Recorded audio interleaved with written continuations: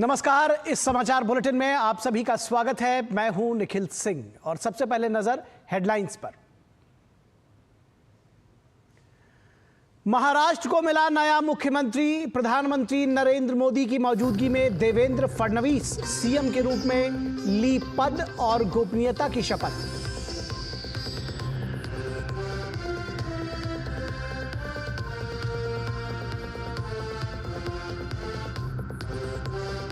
इसरो के PROBA 3 mission का सफलतापूर्वक प्रक्षेपण। आंध्र प्रदेश के श्रीहरिकोटा में सतीश धवन अंतरिक्ष केंद्र से लॉन्च। सूर्य के रहस्यों का करेगा खुलासा।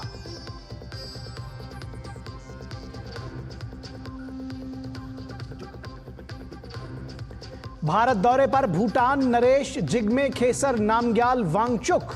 प्रधानमंत्री नरेंद्र मोदी ने भूटान नरेश से की मुलाकात।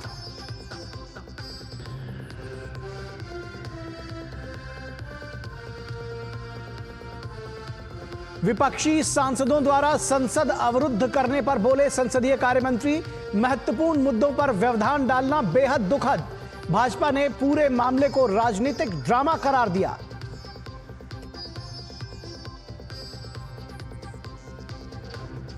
ओसीसीआरपी में राहुल गांधी पर लिखे लेख पर भाजपा आक्रामक। नेता प्रतिपक्ष पर लगाया देश के खिलाफ मिली भगत का आरोप। संसद में भी ओसीसीआरपी के मुद्दे पर जमकर बरसे भाजपा सांसद।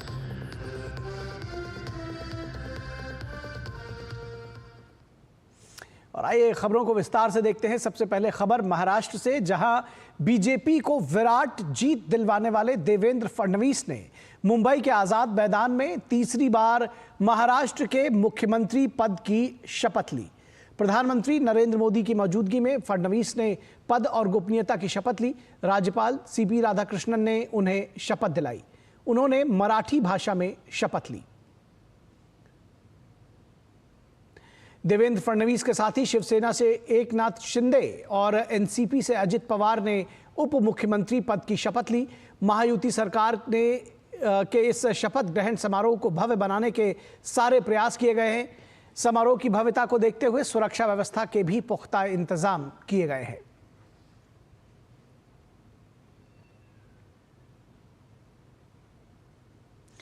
और भारत लगातार विदेशी सैटेलाइट लॉन्च करने की दिशा में आगे बढ़ता जा रहा है। भारतीय अंतरिक्ष अनुसंधान संगठन यानी इसरो ने अब तक लगभग 33 देशों के सैटेलाइट लॉन्च किए हैं। इन देशों के 432 सैटेलाइट भारत ने सफलतापूर्वक लॉन्च किए हैं अब तक। और विदेशी सैटेलाइट लॉन्च करने का सिलसिला 26 मई 1999 को शुरू हुआ, जब इसरो ने जर्मनी और रिपब्लिक ऑफ कोरिया के लिए सैटेलाइट लॉन्च किए। दिलचस्प बात यह है कि अब तक लॉन्च किए गए 424 विदेशी उपग्रहों में से 389 प्रधानमंत्री नरेंद्र मोदी के नेतृत्व वाली सरकार के दौरान हुए हैं।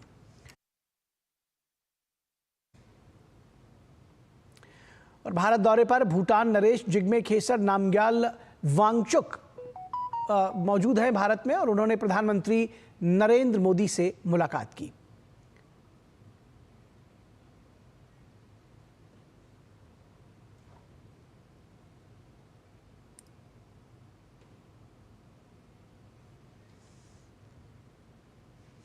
और भूटान नरेश जिग्मे खेसर नामग्याल वांगचुक आज से भारत की 2 दिवसीय आधिकारिक यात्रा पर हैं। नई दिल्ली आगमन पर उनका स्वागत विदेश मंत्री डॉक्टर एस जयशंकर ने किया। विदेश मंत्री ने उनके स्वागत की तस्वीरों को साझा करते हुए लिखा कि उनकी यात्रा से हमारी मित्रता के अनूठे बंधन और मजबूत होंगे। इस यात्रा का मकसद दोनों देशों के बीच पहले से ही घनिष्ठ संबंधों को और अधिक प्रगाढ़ बनाना है।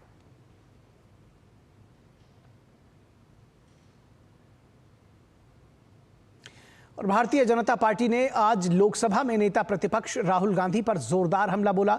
भाजपा सांसद और प्रवक्ता संबित पात्रा ने राहुल गांधी को देशद्रोही बताया। उन्होंने कहा कि राहुल गांधी भारत के खिलाफ प्रोपेगेंडा चलाने वाले जॉर्ज सोरोस के साझीदार हैं। एलओपी लीडर ऑफ अपोजिशन को देशद्रोही कहने में किसी प्रकार की कोई संकोच मुझे महसूस नहीं हो रहा है। अपने देश के साथ द्रोह कर रहा हो तो स्वाभाविक रूप से यह एक बहुत सीरियस विषय है। हमारे वैक्सीन के ऊपर आघात करने के लिए एक आर्टिकल लिखा गया कोवैक्सीन और ब्राजील को लेकर कि ब्राजील ने विड्रॉ किया है ये ऑर्डर, और तुरंत 1 जुलाई 2021 को ये आर्टिकल छपा OCCRP को, और 2 जुलाई 2021 को कांग्रेस पार्टी ने प्रेस कॉन्फ्रेंस करके बकायदा भारत की सरकार और कोवैक्सीन को घेरे में ले लिया। डिक्टेशन उनका है, राहुल गांधी उसको फॉलो करते हैं। संबित पात्रा ने कहा कि राहुल भारत विरोधी ताकतों के साथ मिले हुए हैं। पात्रा ने कहा कि राहुल का प्रयास है कि भारत में उद्योगपति न पनपे। भाजपा ने आरोप लगाया कि राहुल गांधी अपने फायदे के लिए देश को बेच सकते हैं।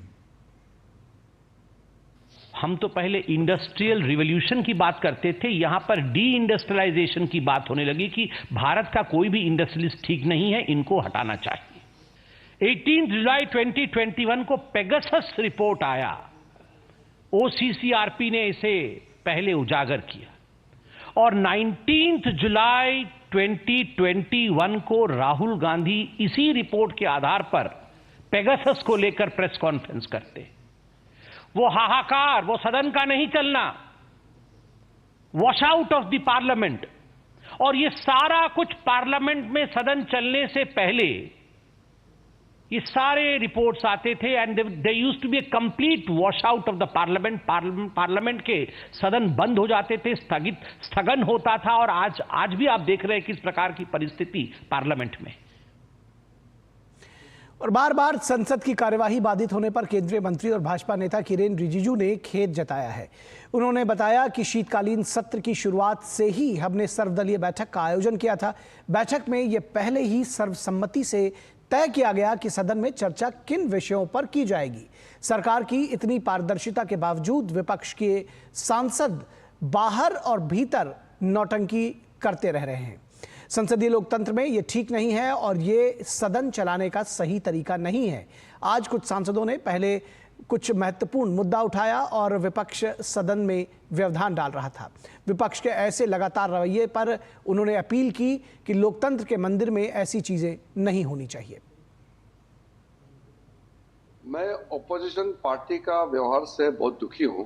भारत के उभरते हुए ताकत को रोकने के लिए, खत्म करने के लिए जो षड्यंत्र रचा हुआ है वो गंभीर मामला है। ये मुद्दा उठाया है, उस समय वो जो अपोजिशन पार्टीज के लोग हैं वो हंगामा कर रहे हैं। बात सुनना चाहिए। चेयरमैन के ओर से भी इसको टिप्पणी करके कहा है कि ये मामला गंभीर है, वो सुनना नहीं चाहते हैं और आरोप लगा रहे हैं। मैं फिर से कांग्रेस पार्टी और बाकी विपक्ष के सदस्यों को अपील करना चाहता हूं, हर हंगामा मत कीजिए, चर्चा कीजिए, देश सुनना चाहता है।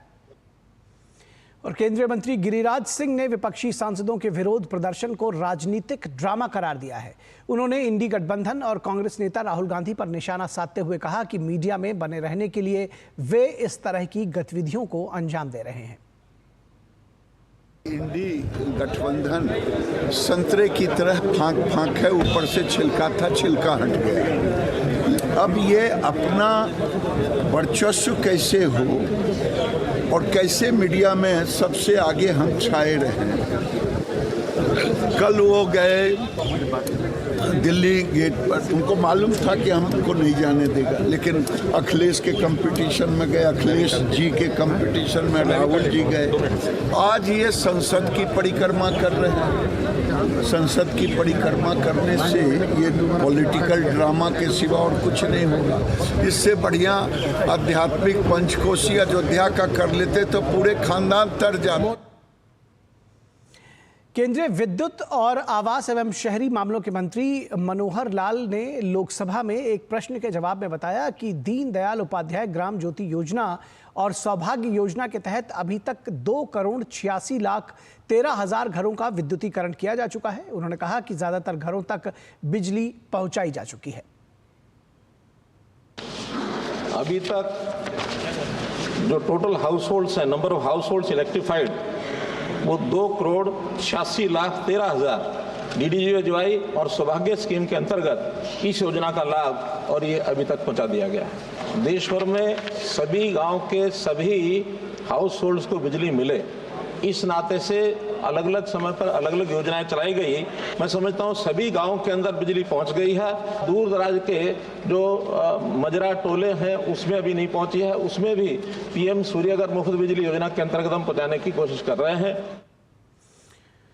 और सदन की कार्यवाही शुरू होने से पहले लोकसभा अध्यक्ष ओम बिरला ने लोकसभा परिसर में सांसदों के लिए आवश्यक व्यवस्थाओं और सुविधाओं का निरीक्षण किया। उन्होंने अपने सोशल मीडिया प्लेटफॉर्म एक्स पर लिखा कि सदस्यों की सुगम उपस्थिति दर्ज करवाने के लिए पिछले सप्ताह शुरू हुआ डिजिटल अटेंडेंस सिस्टम सभी को पसंद आ रहा है।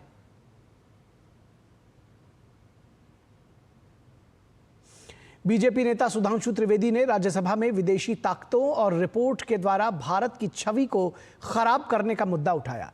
उन्होंने कहा कि पिछले 3 वर्षों में संसद का सत्र शुरू होते ही भारत के सामरिक, आर्थिक और सामाजिक हित के खिलाफ रिपोर्ट्स जारी की जाती रही हैं। सुधांशु त्रिवेदी ने कहा कि एक फ्रेंच पब्लिकेशन ने organized crime and corruption reporting project यानी OCCRP को लेकर एक रिपोर्ट जारी की है।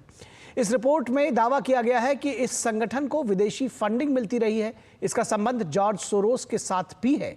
सुधांशु त्रिवेदी ने इस बात पर प्रकाश डाला कि किस प्रकार जॉर्ज सोरोस द्वारा वित्त पोषित OCCRP भारत में झूठी कहानियां फैलाता है।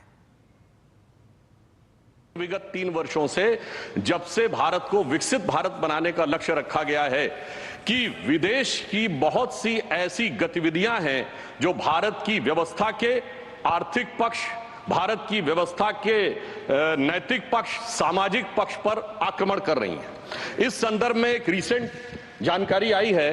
इस रिपोर्ट के अनुसार यह कहा गया है कि इस प्रोजेक्ट को फॉरेन गवर्नमेंट्स की फंडिंग है और उसका फोकस इंडिया के ऊपर भी है और इस फॉरेन गवर्नमेंट की फंडिंग के साथ साथ जॉर्ज सोरोस के साथ भी इनका कनेक्शन है। रुकेंगे एक छोटे से ब्रेक के लिए, कहीं मत जाइएगा, जल्द हाजिर होंगे। आपके घर के खाने में रेस्टोरेंट जैसा स्वाद ले आए MDH का शाही पनीर मसाला। पनीर को क्या मस्त बना डाला। जब धरती चीर कर निकलता है लोहे का पत्थर और मिलता है मोंगिया के जोश से, फिर तपता है, पिघलता है और बनता है फौलाद।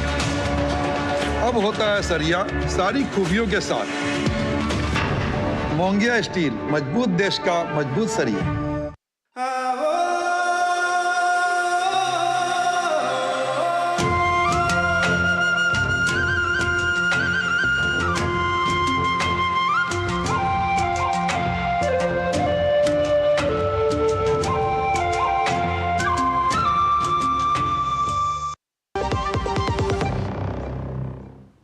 स्वागत है आपका ब्रेक के बाद।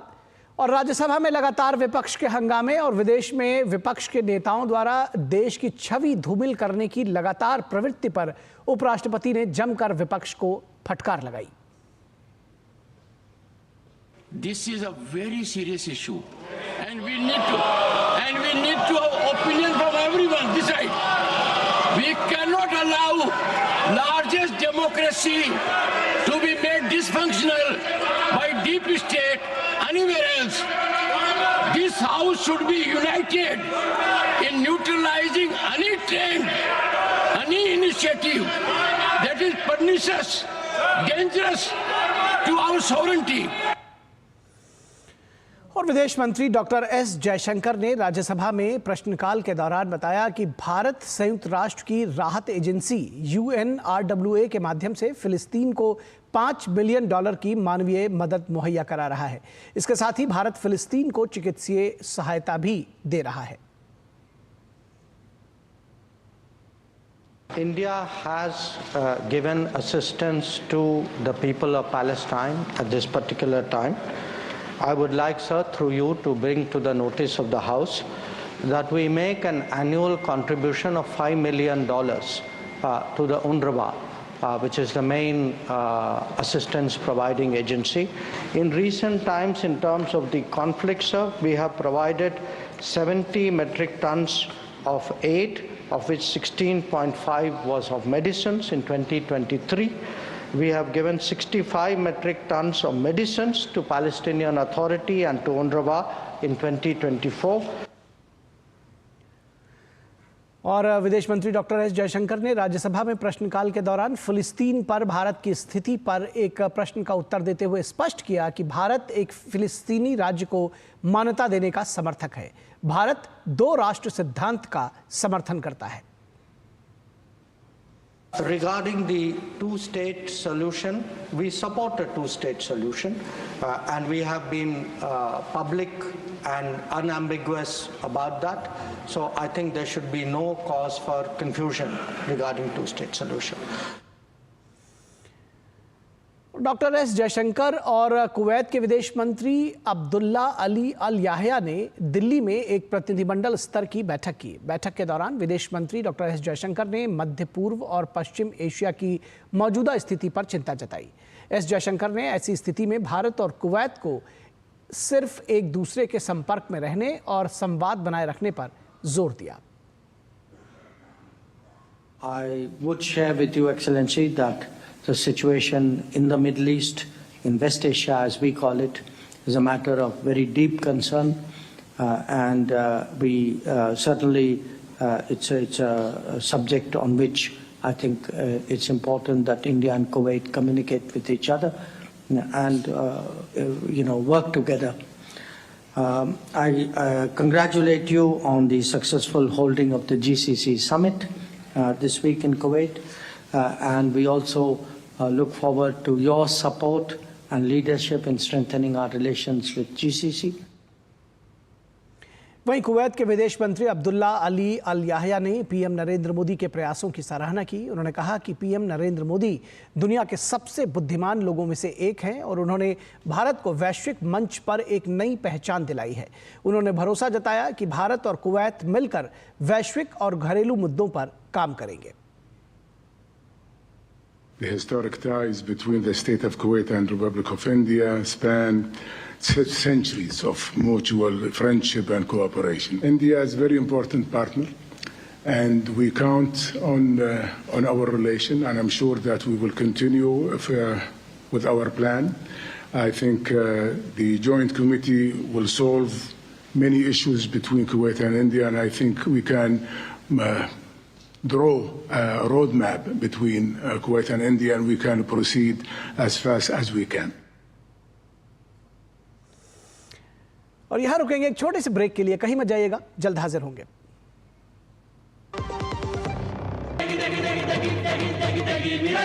MDH की देगी मिर्च, देगी मिर्च का तड़का, अंग अंग फड़का। MDH की देगी मिर्च।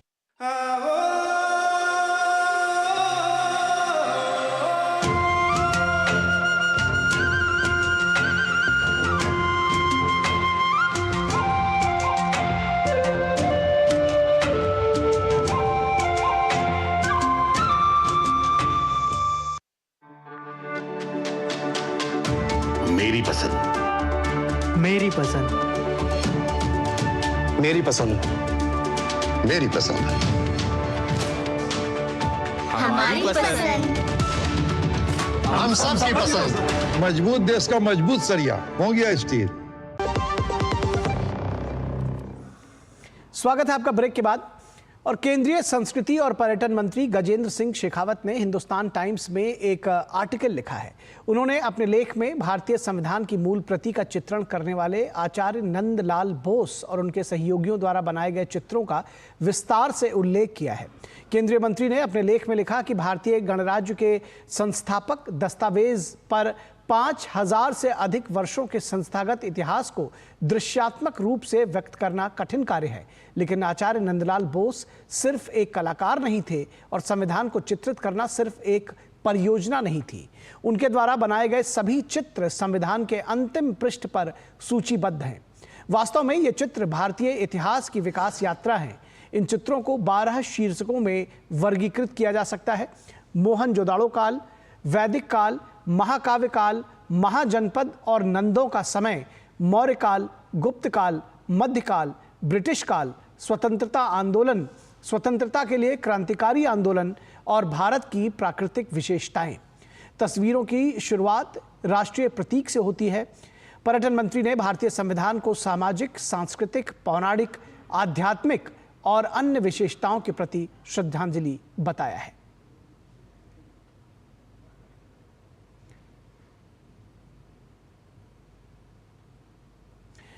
और केंद्रीय मंत्री गजेंद्र सिंह शेखावत के आर्टिकल की जानकारी देते हुए प्रधानमंत्री कार्यालय ने लोगों से इस आर्टिकल को पढ़ने की अपील की है।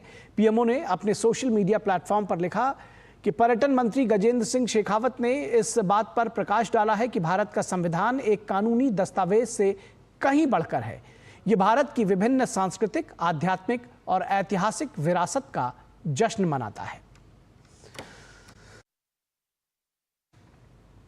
और दिल्ली एनसीआर में बढ़ते प्रदूषण को काबू में रखने के लिए सुप्रीम कोर्ट ने पूरी दिल्ली में ग्रैप 4 लागू करने का आदेश जारी किया है, जिसके कारण निर्माण कार्यों पर रोक लगा दी गई है।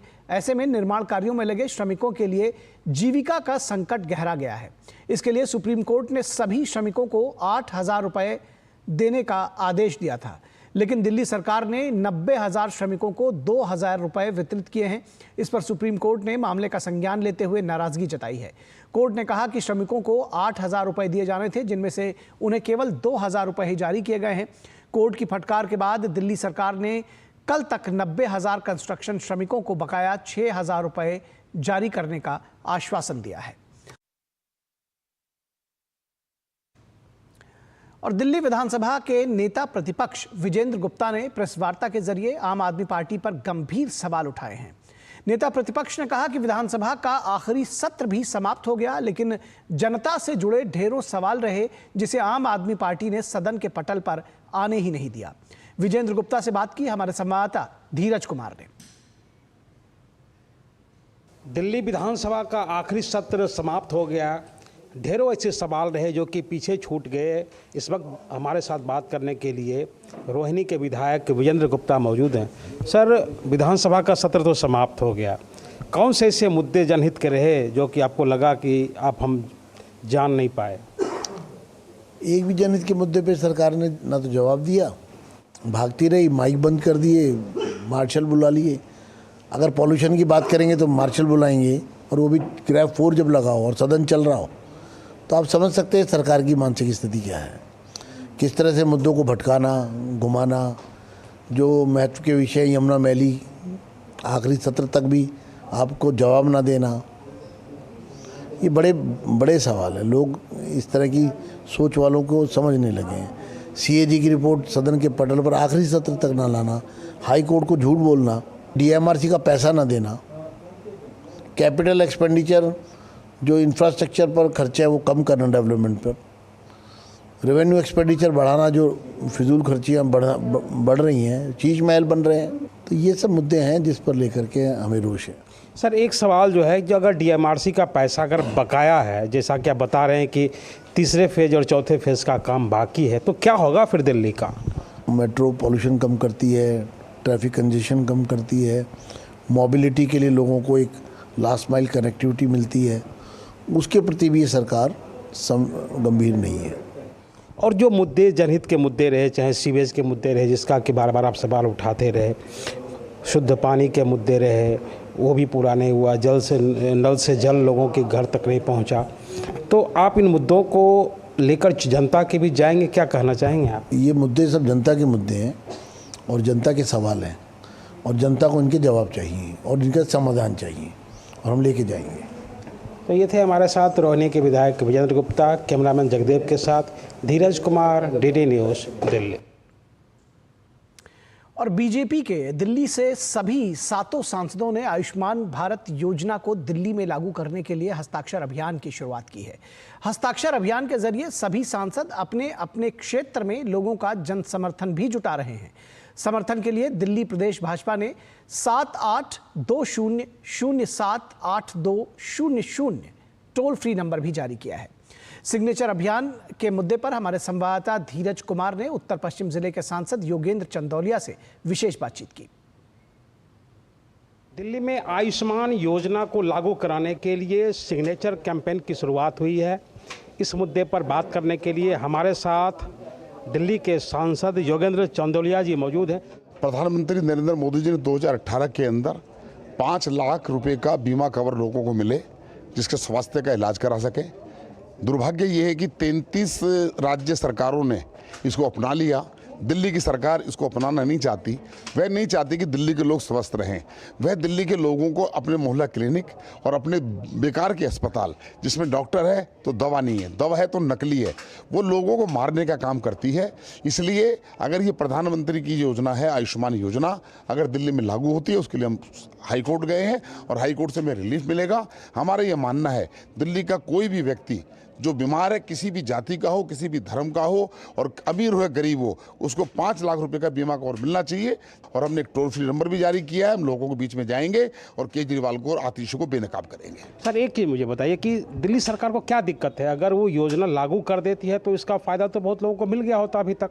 देखिए, दिल्ली सरकार की सारी घोषणाएं लिफाफे वाली हैं।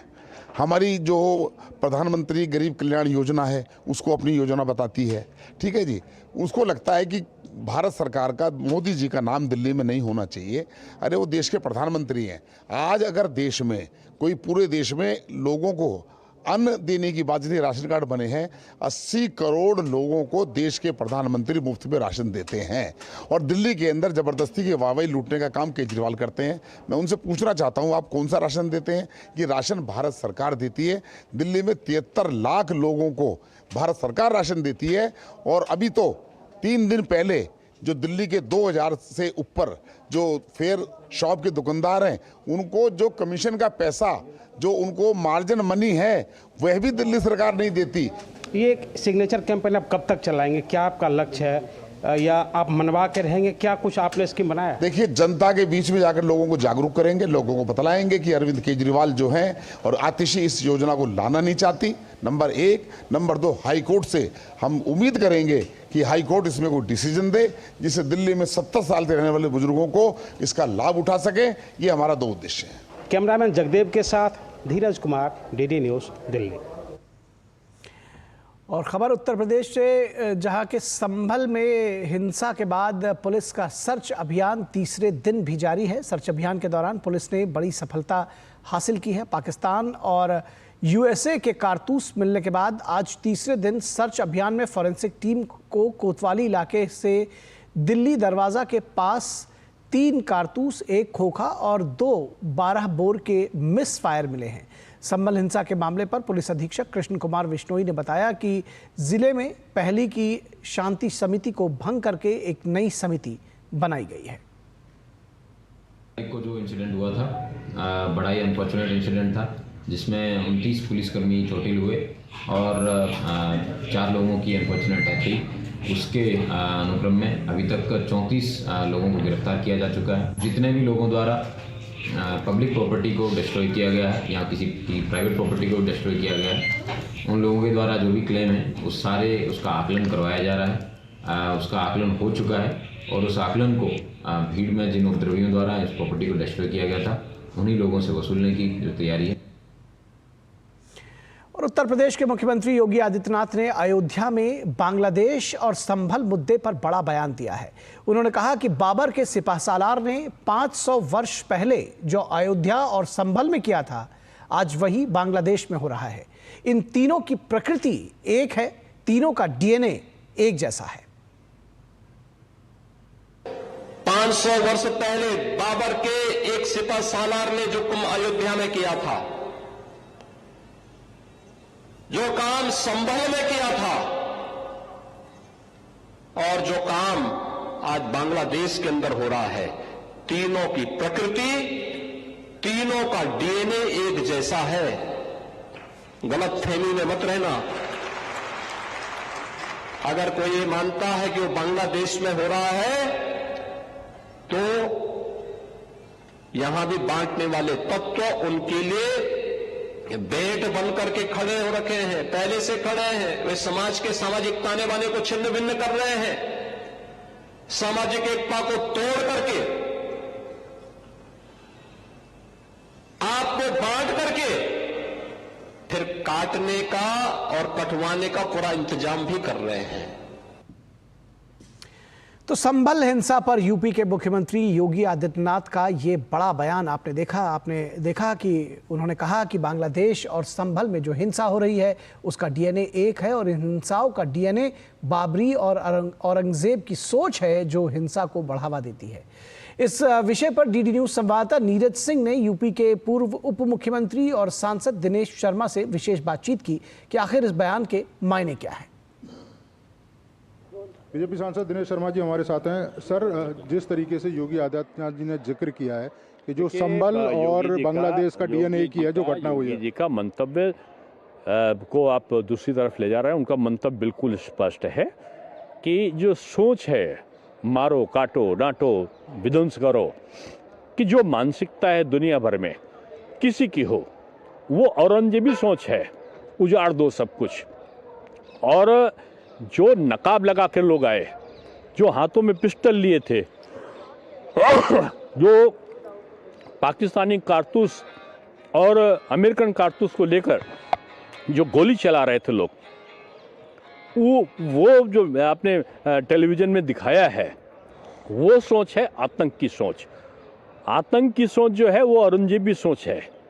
और जो औरंगजेबी या बाबरी जो सोच है पूरी दुनिया में किसी भी जाति धर्म की हो वो उसका डीएनए एक ही होता है। कह रहे हैं कि जो 500 साल पहले अयोध्या में जो बाबर के जो वंशज थे उन्होंने किया, वही घटना संबल और बांग्लादेश में हो रही है। उनका डीएनए तीनों, मैंने इसको बिल्कुल स्पष्ट किया है।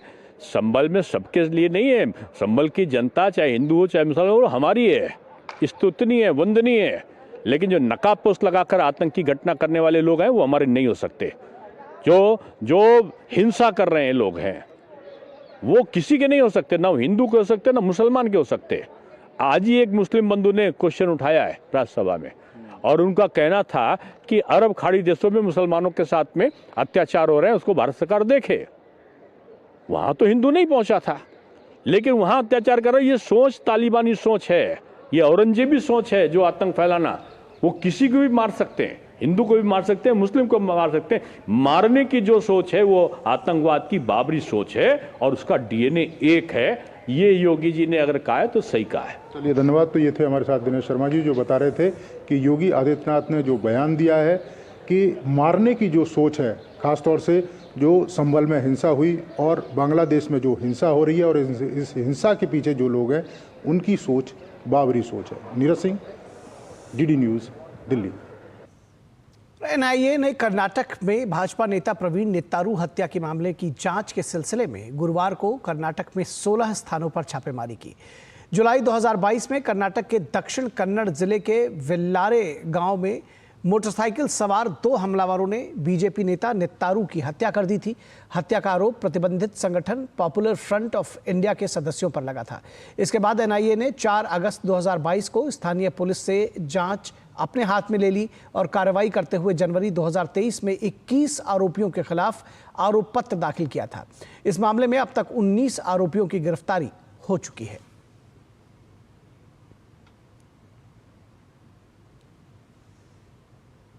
रुकेंगे एक छोटे से ब्रेक के लिए, कहीं मत जाइएगा, जल्द हाजिर होंगे।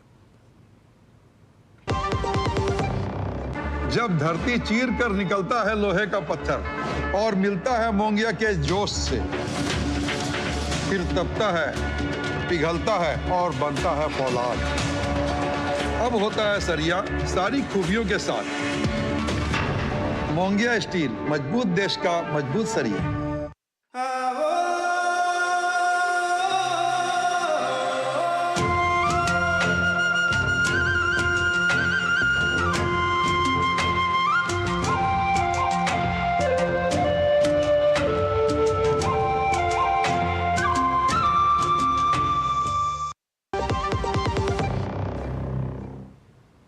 स्वागत है आपका ब्रेक के बाद।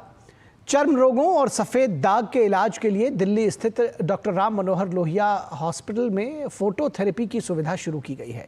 फोटोथेरेपी यूनिट का उद्घाटन डॉक्टर राम मनोहर लोहिया अस्पताल के चिकित्सा अधीक्षक डॉक्टर अजय शुक्ला ने किया। इस यूनिट में सफ़ेद दाग के मरीज इलाज करा सकेंगे।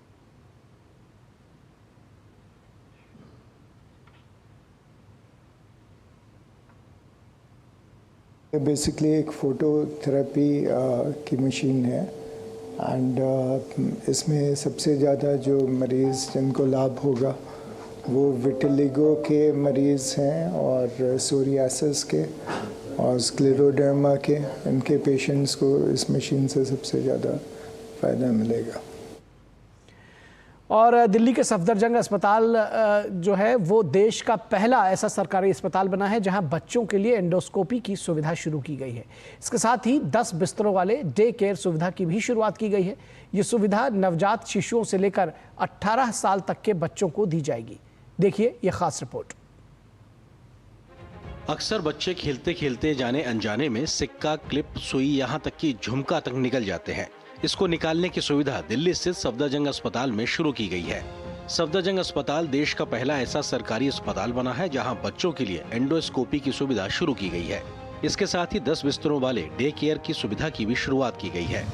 बच्चों में विशेष रूप से हमारा अस्पताल पहला ऐसा सरकारी अस्पताल बना है जहां पे के बच्चों की एंडोस्कोपी यानी हमारी जो खाने की नली है उसमें दूरबीन डालकर और बीमारियों की जांच करना और उनका इलाज करना, ये पहली बार है और एक ये बहुत बड़ी, बहुत मेजर अचीवमेंट है।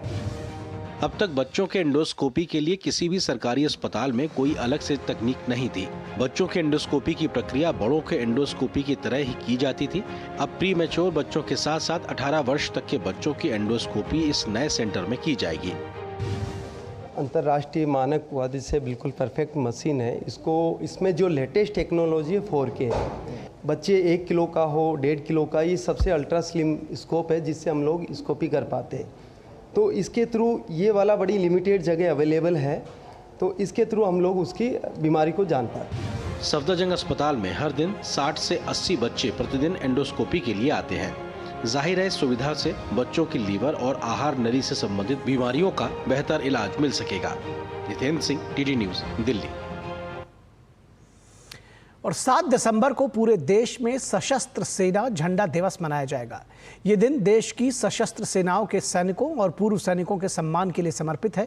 इस दिवस की शुरुआत 1949 में हुई थी, जिसका मुख्य उद्देश्य सशस्त्र बलों के कर्मचारियों के कल्याण के लिए धन एकत्रित करना है। डीडी न्यूज संवाददाता सोमेश पटेल ने राज्य सैनिक बोर्ड के निदेशक ब्रिगेडियर विवेक शर्मा से बात करके सशस्त्र सेना में झंडा दिवस के बारे में जानकारी ली। देश की रक्षा में शहीद हुए वीर जवानों के सम्मान को लेकर 7 दिसंबर को सशस्त्र झंडा दिवस मनाया जाएगा। इस वक्त हमसे बातचीत करने के लिए ब्रिगेडियर विवेक शर्मा जी हैं। उनसे बातचीत करेंगे कि आखिर में झंडा दिवस मनाने का मकसद क्या है। क्या कहेंगे सर? जैसा कि आप लोग को विदित है, 7 दिसंबर को भारतीय सशस्त्र सेना झंडा दिवस बड़े जोर शोर से मनाया जाता है। मैं आज झंडा दिवस के उपलक्ष्य में हमारे प्रदेश के सभी नागरिकों से अपील करूंगा कि अपने वीर जवानों के लिए और शहीद परिवारों के कल्याणार्थ दिल खोल के आगे बढ़ के अपना हृदय से योगदान दें। छत्तीसगढ़ कल्याण बोर्ड शहीद परिवारों के लिए किस तरह से विशेष प्रयास करता है, उनकी मदद करता है? छत्तीसगढ़ में करीब 50,000 भूतपूर्व सैनिक और उनके आश्रित निवास करते हैं। झंडा दिवस का जो निधि है उसके थ्रू हम करीब 27 महत्वपूर्ण योजनाएं उनका हम क्रियान्वयन करते हैं। चाहे हमारे भूतपूर्व सैनिक साथियों की पुत्री के विवाह के लिए, किसी शहीद विधवा के पुनर्विवाह के लिए, चाहे मेडिकल का कोई ट्रीटमेंट करना हो, कोई डिसेबल्ड साथी के लिए कृत्रिम अंग को हमने अगर क्रय करना हो, बच्चों के जो मिलिट्री स्कूल में पढ़ते हैं, जो NDA OTA में जाते हैं, उनके लिए स्पेशल स्कॉलरशिप का प्रबंधन है। इसके अलावा जब कोई बहुत सीरियस डिजीज़ जैसे कैंसर या डायलिसिस वगैरह की प्रक्रिया किसी को करनी होती है, उसके लिए स्पेशल स्कीम्स हैं जहां हम तकरीबन 1 लाख रुपए भी इस प्रकार के केसेस को झंडा दिवस से प्रेषित करते हैं। 7 दिसंबर को झंडा दिवस मनाया जाएगा, किस तरह की अपील करना चाहेंगे आप? यह दिवस आज एक मौका है जहां हमारे जो शहीद परिवार है उनमें से बहुत सारे लोगों की जो पारिवारिक स्थिति है, वित्तीय स्थिति है, उतनी अच्छी नहीं है। हम उनके लिए आगे बढ़ चढ़ के योगदान दें ताकि हम अच्छी योजनाओं का क्रियान्वयन इस सहयोग के थ्रू कर सकें। 7 दिसंबर को जो सशस्त्र झंडा दिवस मनाया जाएगा उसे लेकर विशेष इंतजाम किए गए हैं। अपने कैमरा सहयोगी सोमदत्त साहू के साथ सोमेश पटेल, डीडी न्यूज, रायपुर, छत्तीसगढ़। और बांग्लादेश में हिंदुओं के साथ हो रहे अत्याचार को लेकर देश भर में प्रदर्शन हो रहे हैं। इसी क्रम में राजस्थान के भीलवाड़ा में सर्व हिंदू समाज ने शहीद चौक से कलेक्ट्रेट तक आक्रोश रैली निकाली और जिलाधिकारी को राष्ट्रपति के नाम एक ज्ञापन सौंपा। इसके साथ ही लोगों ने राष्ट्रपति से बांग्लादेश में हिंदुओं पर हो रहे हमलों को रोकने की मांग की। गुस्साए लोगों ने बाजार भी बंद करवाया। सुरक्षा के मद्देनजर शहर में भारी पुलिस बल तैनात किया गया।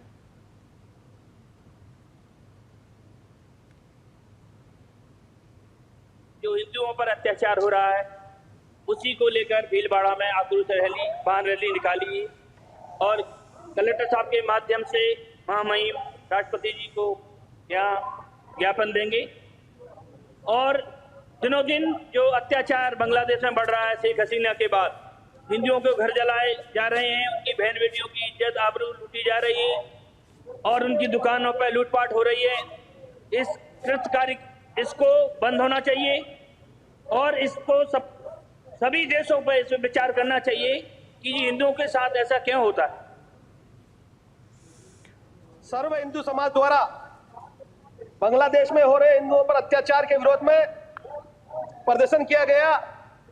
भारत सरकार से मांग की गई अति शीघ्र हिंदू अल्पसंख्यकों पर जो हमले हो रहे हैं वो बंद कराए जाए। लगातार हमले ऐसे हो रहे हैं कि हिंदू मां बहन बेटियों के साथ में एक एक नहीं 10-10 जिहादी द्वारा बलात्कार किया जा रहा है, छोटे छोटे बच्चों को काटा जा रहा है।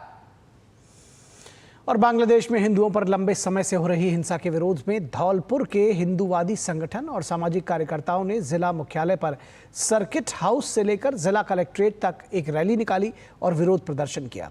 इसमें बड़ी संख्या में हिंदूवादी संगठनों के सदस्यों और सामाजिक कार्यकर्ताओं ने हिस्सा लिया। प्रदर्शनकारियों ने बांग्लादेश सरकार के खिलाफ जमकर नारेबाजी की। हिंदूवादी संगठनों के नेताओं ने धौलपुर के अतिरिक्त जिला कलेक्ट्रेट को बांग्लादेश में हिंदुओं की सुरक्षा सुनिश्चित करने की मांग को लेकर राष्ट्रपति के नाम ज्ञापन भी सौंपा। बांग्लादेश में जो महिलाओं बहनों के साथ जो अत्याचार हो रहा है, हिंदुओं के साथ अत्याचार हो रहा है, मंदिरों मठों के पुजारियों के साथ अत्याचार हो रहा है, इनके खिलाफ हम पूरे भारत के लोग, भारत के सारे हिंदू इसके खिलाफ आवाज़ उठाते हैं और हम सब एक हैं। अगर हमारे इसमें सरकार को निश्चित रूप से अपनी भागीदारी करनी चाहिए और जिस बांग्लादेश को हमने ही बनाया था उस बांग्लादेश के लिए अब लड़ने को तैयार हो जाना चाहिए और बांग्लादेश की जो अब सरकार है उसको मतलब वहाँ से निष्कासित करना चाहिए। बांग्लादेश में हिंदुओं के साथ अत्याचार हो रहा है, जो महिलाओं के साथ अत्याचार हो रहा है, आज भारत देश के सभी हिंदू संगठित हो गए हैं और ये अत्याचार हम नहीं सहेंगे। हम सरकार को ये कहना चाहते हैं कि जिन बांग्लादेशी को शरण दी है वो हिंदुओं पे क्यों अत्याचार कर रहे हैं, उन पर उनके खिलाफ कोई ना कोई आदेश करना चाहिए। और कोयला मंत्रालय के अधीनस्थ कोल इंडिया लिमिटेड की अनुषंगिक कंपनी नॉर्दर्न कोल फील्ड्स लिमिटेड कोयला उत्पादन में भारत की अग्रणी कंपनी है और इसके 10 प्रोजेक्ट्स में से 9 प्रोजेक्ट को 5 स्टार और 1 को 4 स्टार रेटिंग मिली है। वित्त वर्ष 2023-24 में एनसीसीएल की कुल आय तकरीबन 25,500 करोड़ रुपए से अधिक थी। सिंगरौली से उत्पादित कोयले से 19,316 मेगावाट बिजली का उत्पादन होता है। यहाँ एनसीएल कोयला उत्खनन के लिए अत्याधुनिक मशीनों का प्रयोग कर रहा है। कोयला मंत्रालय के अधीन कोल इंडिया लिमिटेड की अनुषंगिक company northern coal field limited में कोयला के उत्खनन से लेकर बिजली घरों तक आयात की प्रक्रिया बेहद रोमांचक है। इसके लिए एनसीएल आधुनिक मशीनों का प्रयोग कर रहा है।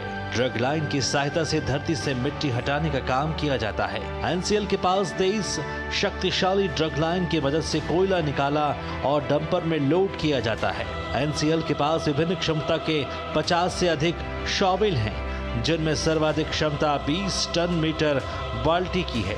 डंपर की मदद से कोयला और ओवरबर्डन को उत्खनन के स्थान से डंपिंग पॉइंट तक लाया जाता है। एनसीएल के पास लगभग 500 डंपर हैं, जिनकी क्षमता 100 टन से लेकर 190 टन तक है। हमारे जो डोजर भी हैं वो भी काफ़ी बड़े साइज के हैं, 850 HP के हमारे डोजर्स हैं, और ग्रेडर भी, बड़े वाले ग्रेडर भी रिसेंटली हमारे यहाँ हैं। जिस हिसाब से हम वॉल्यूम हैंडल कर रहे हैं उस हिसाब से इन मशीनरों की बहुत ज़रूरत है, और इसके कारण ही हम अपने लक्ष्य को प्राप्त करने के लिए अक्सर हैं। और पिछले साल हमारा जैसे 22.5 मिलियन टन हमने किया था, इस साल का हमारा लक्ष्य 25 मिलियन टन कोयला उत्पादन करना है। रिसीविंग पिट सीएचपी में कोयले के आने के स्थान है। खदान में कोयला निकाले जाने के बाद डंपर कोयले को लोड करके रिसीविंग पिट में डालते हैं। कन्वेयर बेल्ट का उपयोग सीएचपी में रिसीविंग पिट से साइजर तक, साइजर से बंकर तक और अंत में साइलो तक कोयले को ले जाने के लिए किया जाता है। साइलो सीएचपी का वह स्थान है जहां कोयले को रेल या एमजीआर ट्रैक में लोड किया जाता है। एनसीएल कोल इंडिया की एकमात्र सहायक कंपनी है जहां से लगभग 90% कोयला ग्रीन बोर्ड यानी भारतीय रेलवे या आंतरिक कोयला परिवहन प्रणाली मैरी गो राउंड के माध्यम से भेजा जाता है। साइलो में रैपिड लोडिंग सिस्टम के जरिए कोयले को तेज गति से ट्रेन या एमजीआर में लोड किया जाता है। कोयला उत्खनन में एनसीएल आधी आबादी को भी प्रतिनिधित्व दे रहा है। पॉइंट में लगाते हैं, फिर जैक लेवल करते हैं, लेवल करेंगे तभी मशीन चलाते हैं। लेवल करने के बाद फिर 15 मीटर का राड है, 15 मीटर का राड ये सिंगल राड करेंगे, फिर दूसरा राड जोड़ेंगे, फिर तीसरा राड जोड़ेंगे। 45 मीटर का होता है, और 45 मीटर के बाद फिर वही निकालेंगे, राड निकालेंगे। जितना का ज़रूरत रहता है उतना हम लोग होल करते हैं, मतलब ड्रिलिंग करते हैं, और इसके बाद हटाते हैं, मार्च डाउन करते हैं, और फिर मशीन को बाहर करते हैं। एनसीएल का वित्त वर्ष 2023-24 में कोयला उत्पादन 136.2 मिलियन टन रहा। वित्त वर्ष 2024-25 में 139 मिलियन टन कोयला उत्पादन का लक्ष्य है। एनसीएल का भारत के कोयला उत्पादन में 14% का योगदान है। ऊर्जा उत्पादन में 10% योगदान है। 75% सिंगरौली और 25% कोयले का उत्खनन यूपी के सोनभद्र जिले में होता है। तो निगाही प्रोजेक्ट जो है एनसीएल का, उसमें हम लोग खड़े हैं और यहाँ पर आप देख सकते हैं कि जो हाईली सोफिस्टिकेटेड मशीन है उनका प्रयोग किया जा रहा है ताकि जो कोयले का उत्खनन सही तरीके से किया जा सके और इसमें जान माल की हानि भी ना हो सके।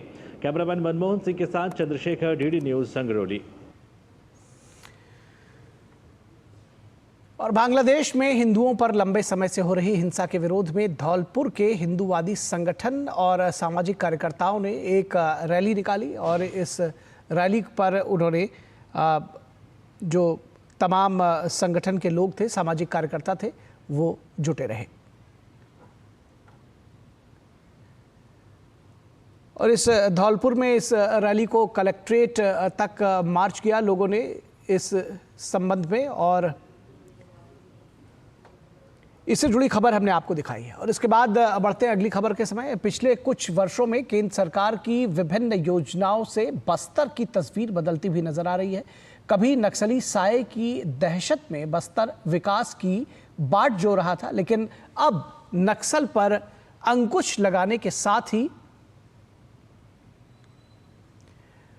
नक्सलियों पर अंकुश लगाया गया है और विकास के जो कार्य हैं उनको गति मिल रही है। देखिए हमारे संवाददाता अजीत द्विवेदी की विशेष रिपोर्ट। बस्तर जो कि एक आदिवासी क्षेत्र है और लंबे समय तक विकास की राह देखता रहा, लेकिन बस्तर में अब तस्वीर बदल रही है। तमाम क्षेत्रों में लगातार विकास हो रहा है और जो जनजातीय समाज है उसका जो एक बड़ा वर्ग है उसको बड़ा फायदा बस्तर में हो रहा है। बस्तर में किस तरीके से बदलाव हो रहे हैं, विकास हो रहा है, बात करने के लिए हमारे साथ बस्तर के सांसद महेश कश्यप जी हैं। क्या बदलाव हो रहे हैं बस्तर में, क्या चीज़ें हैं जो इस समय आप देख रहे हैं, जो कि लंबे समय तक बस्तर जो है उपेक्षित रहा है और तमाम तरह की चीज़ों से वंचित रहा। सरदार अटल बिहारी वाजपेयी जी 2000 में 1 नवंबर को छत्तीसगढ़ राज्य बना के दिया, और अटल बिहारी जी के छत्तीसगढ़ बनाने के कारण आज बस्तर में जो विकास का बहार बह रहा है, और उसी को आगे बढ़ाते हुए आदरणीय प्रधानमंत्री नरेंद्र मोदी जी ने जो हमारे अनुसूचित जाति जनजाति के कल्याण के लिए बहुत सारी योजनाएं उन्होंने लॉन्च किया, और जिसका आज सीधा सीधा वहाँ के लोगों को लाभ मिल रहा है। काफ़ी लंबे समय से वहाँ पर वो जो तबका था वंचित था, और कहीं ना कहीं यही कारण था कि जो नक्सल था वहाँ पर बहुत ज़्यादा था और नक्सल जो है वो अपने प्रभाव में वहाँ पर थे। तो अब क्या स्थिति आपको दिखाई दे रही है, किस तरीके से जो है जो तमाम योजनाओं के माध्यम से जो बदलाव आया है उससे किस तरीके की तस्वीर बदल रही है? हाँ, दुर्भाग्य से बस्तर क्षेत्र में नक्सलवाद के कारण हमारे रोड, सड़क, बिजली, पानी, शिक्षा, स्वास्थ्य से हमको वंचित रहना पड़ा।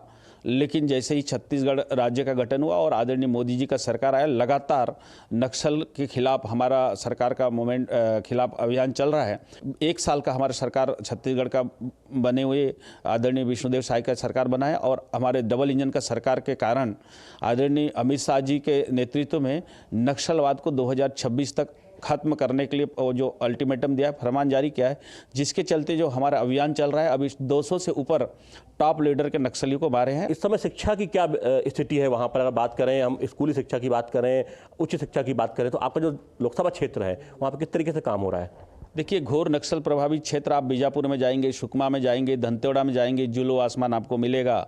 शिक्षा का अब जाऊंगा में मिलेगा। ऐसे बड़े बड़े शिक्षा का स्तर को सुधारने के लिए हमारा सरकार संकल्पित है और वहाँ पोटा केबिन चलाया जा रहा है, एकलव्य विद्यालय चलाया जा रहा है। इस प्रकार से छात्रावास के माध्यम से उन अंदरूनी क्षेत्र के बच्चे भी वहाँ के पढ़ रहे हैं। अब अधोसंरचना की बात की जाए तो उसकी क्या स्थिति है आपके क्षेत्र में और किस तरीके से अब अधोसंरचना के मामले में जो है बस्तर आगे बढ़ रहा है? आदरणीय प्रधानमंत्री श्री अटल बिहारी वाजपेयी जी को मैं धन्यवाद ज्ञापित करता हूँ। उन्होंने प्रधानमंत्री सड़क योजना बनाया और लगभग सभी गाँव तक उनका कनेक्टिविटी हो गया है। लेकिन कुछ अंदरूनी क्षेत्र है जो नक्सल प्रभावित क्षेत्र, आज भी रोड सड़क से हम लोग वंचित हैं।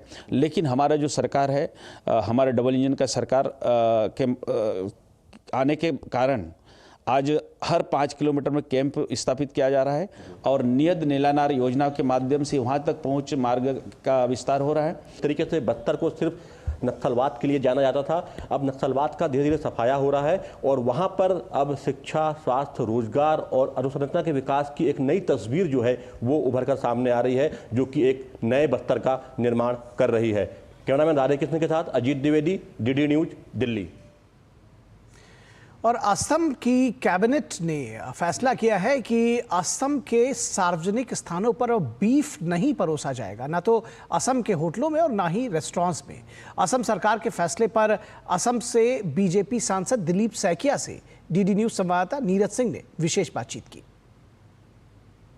असम से बीजेपी सांसद दिलीप सैकिया जी इस समय हमारे साथ हैं। सर, असम कैबिनेट का फैसला आया है, बीफ अब सार्वजनिक स्थानों पर नहीं परोसा जाएगा, ना किसी रेस्टोरेंट में ना किसी होटल में। कैसे देखते हैं इस फैसले को? देखिए, पूरा फैसला तो हम पढ़ा नहीं है, फिर भी हमारे पास जितना जानकारी आया है, पब्लिक प्लेसेस में और रेस्टोरेंट्स में, होटल्स में बीफ को बैन किया गया है। ये बहुत बड़ा एक ऐतिहासिक निर्णायक एक सिद्धांत है असम कैबिनेट का। कांग्रेस पार्टी ने आरोप भी लगाया था उपचुनाव में कि भारतीय जनता पार्टी ने बीफ डिस्ट्रीब्यूट किया है और उसके बाद जीत हासिल करी है। क्या कहना है, क्या इसका कहीं लिंक है किसी तरीके के?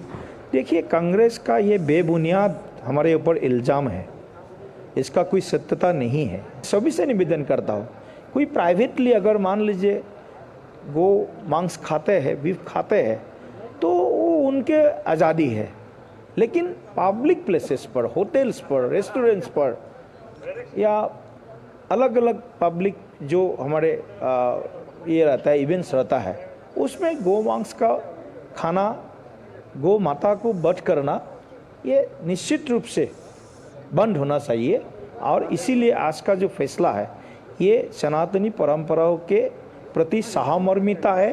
तो ये थे हमारे साथ दिलीप सैकिया जी, जो बता रहे थे कि अब असम में सार्वजनिक स्थानों पर बीफ का प्रयोग नहीं होगा, ना तो होटलों में और ना ही रेस्टोरेंट में। हाँ, व्यक्तिगत अगर कोई उसका इस्तेमाल करना चाहता है तो उस पर किसी तरह का प्रतिबंध नहीं है। इसके साथ साथ ही दिलीप सैकिया का ये भी कहना है कि कांग्रेस पार्टी जिस तरीके के आरोप बीफ को लेकर भारतीय जनता पार्टी पर लगाती है वो दुर्भाग्यपूर्ण है। Neeraj Singh, DD news, Delhi.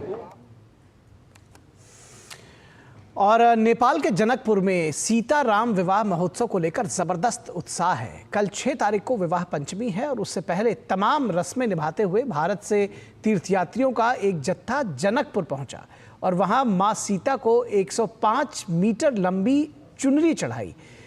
विवाह पंचमी का उत्सव 7 दिसंबर को समाप्त हो रहा है। वैदिक युग में राजकुमारी सीता और प्रभु श्री राम के विवाह की स्मृति में जनकपुर में सप्ताह भर चलने वाला विवाह पंचमी त्योहार बेहद उल्लास और धार्मिक उत्साह के साथ मनाया जाता है। इस उत्सव के लिए पूरे नेपाल भर में और भारत से श्रद्धालु पहुंच रहे हैं। जनकपुर को प्राचीन मिथिला की राजधानी मां सीता का जन्मस्थान माना जाता है।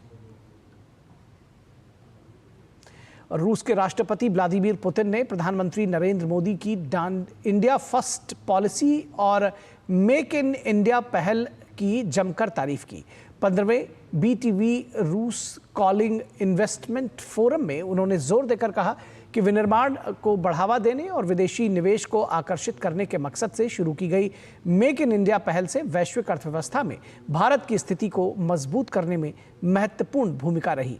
उन्होंने भारत सरकार द्वारा छोटे और मध्यम आकार के उद्यमों यानी MSME के लिए स्थिर स्थिति बनाने को लेकर किए गए प्रयासों की सराहना की। उन्होंने विशेष रूप से प्रधानमंत्री नरेंद्र मोदी द्वारा शुरू की गई आर्थिक पहलों पर प्रकाश डाला, जिसमें मेक इन इंडिया कार्यक्रम पर विशेष ध्यान दिया गया। पुतिन ने भारत की मेक इन इंडिया पहल के बीच समानताएं बताते हुए भारत में विनिर्माण संयंत्र स्थापित करने की प्रतीक्षा जताई और कहा कि भारत में निवेश करना लाभदायक है। उन्होंने ये भी कहा कि रूसी कंपनी रोसलेफ्ट ने हाल ही में भारत में $20 बिलियन का निवेश किया है। इसके साथ ही पुतिन ने MSME के विकास के लिए रूस भारत सहयोग पर जोर दिया और ब्रिक्स निवेश मंच को वैश्विक दक्षिण देशों के समर्थन देने को महत्वपूर्ण माना। और भारत ने पुरुष जूनियर हॉकी एशिया कप जीत लिया है। आज खेले गए फाइनल मुकाबले में भारत ने पाकिस्तान को 5 के मुकाबले 3 गोल से मात दे दी। भारत ने लगातार तीसरी बार यह खिताब अपने नाम किया है और खिताबी हैट्रिक पूरी की। पूरी प्रतियोगिता में भारतीय टीम अविजित रही और बिना कोई मैच गंवाए चैंपियन बनी। तो इस समाचार बुलेटिन में बस इतना ही। हमारी पूरी टीम को दीजिए इजाजत। नमस्कार।